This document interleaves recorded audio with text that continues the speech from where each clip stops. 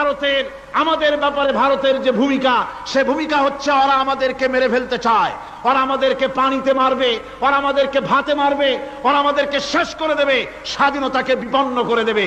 এজন্য আজ এই বিশাল জনসমুদ্রের কাছে প্রশ্ন করি, যদি প্রয়োজন হয় আমাদের চির দুশ্মন ভারতের বিরুদ্ধে যদি লড়াইয়ের প্রয়োজন হয়, তোমরা সবাই প্রস্তুত থাকবে। আপনারা মনে রাখবেন, ভারত তার অপসংস্কৃতি আমাদের মধ্যে ঢুকাচ্ছে।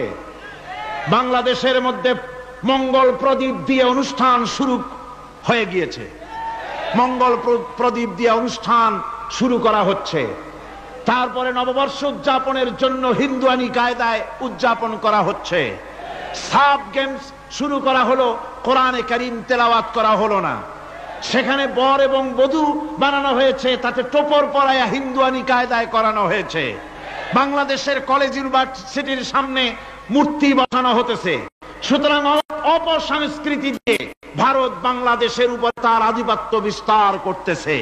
এ ব্যাপারে মুসলমানদের ঐক্য চাই।